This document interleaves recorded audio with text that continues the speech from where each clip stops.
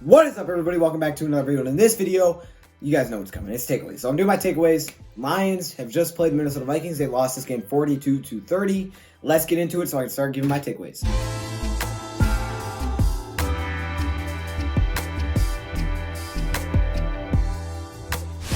You all know me as this optimistic, doesn't look at the negative kind of thing. And I know some people that annoys them, right? Now, I'm going to understand that, hey, the game just ended. Everybody is super, super mad, and you should be mad. We just lost the game. It was pretty embarrassing, to be honest. We shouldn't have lost like that, and we did. And I know it's embarrassing and it's hard, especially the day of, and it kind of ruins your Sunday. It really does. So, tomorrow you'll be able to take a step back and relax a little bit, but you'll probably still be mad because this was an embarrassing loss. Now, the Lions lost again 42-30.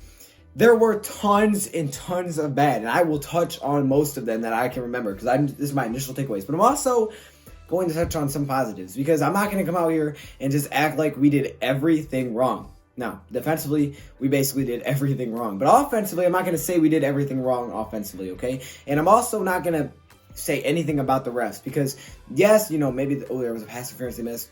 Doesn't matter. Doesn't matter at all. Shouldn't talk about that at all because it has no effect on what happened. Okay. So the Lions lost 42-30. Some negatives. Defensively, it was a big negative. I mean, there was no really good to take away from anything. Every once in a while, they had a stop, and that was it. They had a missed throw, that was a stop, and that's kind of all they had. They didn't have much other than that. There wasn't much there defensively that you could say, okay, well, at least they were good in this aspect. They weren't good at really any aspect. They went to man, and what happened? They got burnt consistently. Injuries came up, and injuries are something that you never want to see in football for no matter what team. Injuries came up, and whatever you want to say, well, it doesn't matter if they're injured, they're playing bad anyways. Either way, injuries suck. And we had injuries come out of that game, so that stinks. But other than that, there's really no good to take out of this game, and that's not good either. But there's really no good, right? They couldn't stop. They couldn't play man-to-man. Zone, they would get burnt constantly, and they didn't play that a lot because that's just not Matt and Patricia's scheme, and they couldn't stop the run. Now, I know everybody wants to shoot the shots completely at Matt Patricia, and I think you have a right to do that, and I think there's no problem with doing that. I don't necessarily know who you want to blame this game on, and if you want to blame it on this dude and you want to blame it on this dude, it doesn't matter. You have the complete right to do that. Us as fans, we can say whatever we want, and there's no really wrong answer in this point because they looked dreadful defensively. So if you want to blame it on Patricia, go for it. But at the same time, I'm also going to blame it on some of these players. These players are athletes that are adults, and they're getting paid money to do this. I understand they have still feelings. They're not robots. But there was a lack of effort. There was a lack of effort. And what do I mean by that? Well, it was because when they got their heads down, they never picked them back up. They never picked their heads back up in this game. And they had a pretty nice start to the game, okay, right? They've had a pretty nice start to the game. And then it kind of went sideways, and there was no positive. They never bounced back from anything. They never bounced back from anything. They couldn't make tackles. Okay, they never can make a tackle. When you come to the end of the game, you are down by 5. What the heck do you think Matt Patricia is going to call? You need to get the ball back. He kicked it off because he had faith in his defense, which I think was wrong. I would have went for the onside. Worst case, they get it back. They're in field goal range. They go up by 3. They go up by 8. Worst case scenario. Okay, because either way, you still have to get the stop. And maybe you get a chance to Sam Martin. It's a great onside and you get it back. Because honestly, our defense couldn't stop anybody at that point. So I would have did the onside. I don't know if y'all could hear me on the live stream. I said it onside. They kicked it off. So you have trust in your defense. So Matt Patricia showed trust in his defense, okay? Boom, you're on defense. What is he supposed to do defensively? You put everybody in the box and you don't stop the run. You have one-on-one. Corner wide receiver, the wide receiver goes right by you and digs. Okay? Then they get the ball to the 5-yard line. You get up a second down. You could still potentially get the ball back here. What happens? No, you don't get the ball back. You know why? Because he still can't stop the run. You knew the run was coming. Patricia has everybody in the box. You had 3 guys hit him. Not one of them could bring him down. That's not on Patricia in my eyes. Now, I think there's definitely other things that were. And you can blame a lot. Like I said, you can blame on Patricia all you want. I'm good with that. But defensively, there was just a lack of effort. Offensively, there was a lot of effort. And that is where I'm going to say there was a lot of positives. Now, there were negatives. Absolutely. But, we had guys get injured. We had guys like Carey get injured. But there was definitely a lot of positives out of it. It was hard to watch, but there was a lot of positives. Matthew Stafford, if you want to hate on Stafford, you want to say this is Stafford's fault, go for it. I mean, I'm not going to argue with you because there's literally no argument to be made, right? He played a heck of a game. Stafford couldn't have done anything more, in my opinion. You're going to say, oh, he threw a pick. Really? The game was over. Other than that, I mean, there's really nothing else he could have done. 4 touchdown passes. What do you want from this man, okay? He had you the lead. You just kept playing. I mean, I don't know what else you could have wanted from him. The fact is, this team gives up 15 points per game, and you put up 30, and you lost by double digits. Let that sink in. You played a team who gives up 15 points per game. You score 30. Should have been 31. You could have just kicked the extra point. And you lose by double digits?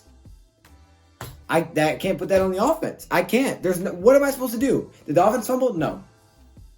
They didn't do anything wrong. The problem was defensively, they couldn't get a stop. And that opens up the play action where Kirk Cousins just lived. He lived early in the game and pretty much often getting to tight ends. Tight ends on safeties absolutely just dominated us. Tight ends on linebackers obviously dominated us. And once the run got going, we couldn't stop him. We couldn't make tackles and we never got any confidence. Play action burnt every time defensively, man. Now, I understand, again, you can blame this on Patricia. But his scheme has been this throughout. You play man-to-man, and you just drop everybody. You play man-to-man. He's a man-to-man defensive guy. And it's worked up to this point. Did it work today? Outplayed. They got outplayed. And now you're going to say, okay, well, they had to make adjustments. Definitely. I can agree with that. They had to make adjustments. But at some point, you have to be able to make a tackle. You have to be able to show some heart and get in there and make a stop. They didn't do it. There's too many talented players. I don't care. There's not that many injuries. Mike Daniels is out. Okay, Deshaun Hand is out. Bet. There's too many talented players not to stop the run ball, not to stop the run at all. At all. I'm not playing say like, oh, a few times. At all. They never did. Come on, y'all. There's too many talented players. Trey Flowers. You were mad about last game. What'd you do in this game? I bet on Trey Flowers. I have not thrown Trey Flowers on the bus at all for how much he's been paid. I have not. Okay, I think Trey Flowers has done a good job.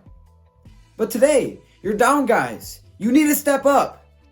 You were nowhere to be found. Nowhere. Sacks. I understand he got hurt during the game. Nowhere to be found. None of these linemen were anywhere to be found.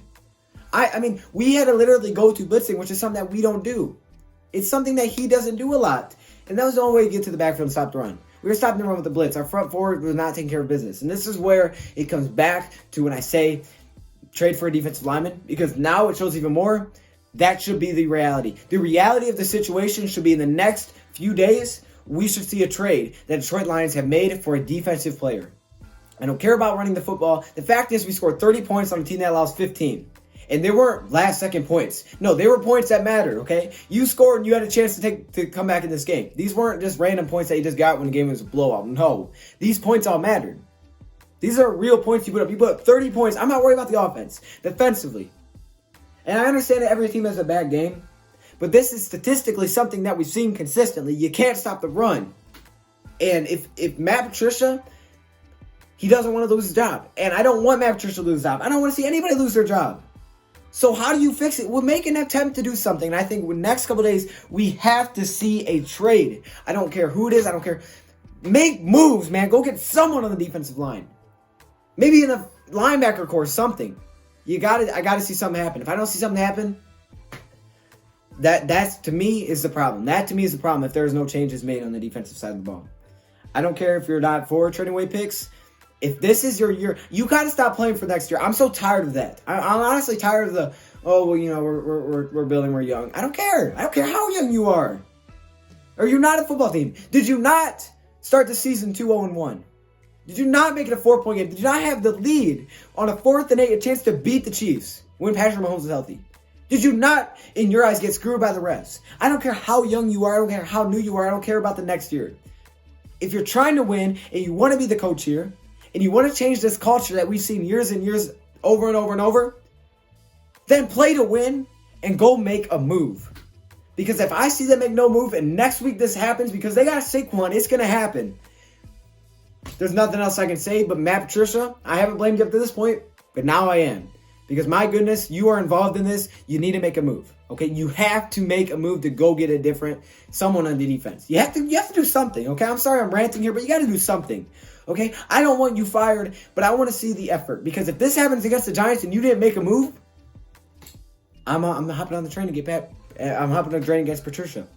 Because to me, it's not always about being right, making the right decision. It's about making a decision, trying something. Things go wrong, and if he's out here trying things and they just aren't working, okay, at least you're trying, but you're not sitting back. And that's where the same old lines come from. Why? Because same old lines mean they do the same old things, right? They lose the same way. They get beat the same way. They don't change anything. Well, how do you change that? Well, you have to change it, right? You have to change the old lines to new old lines. Well, if you want to be new, if you want to be different, change things. Try something new. I understand injuries stink, but you know they're there as part of football. You knew coming this week that, hey, there's a good chance We know Mike Daniels ain't playing. There's a good chance Sam won't play either. So why is there no adjustment defensively? I need to see that soon, okay? I need to see it soon. I don't care who it is. You guys comment down below who do you want to see it is. Offensively, couldn't ask much more. Marvin Hall, beast. Marvin Hall, what a great move. Great move to get him. Stafford was outstanding.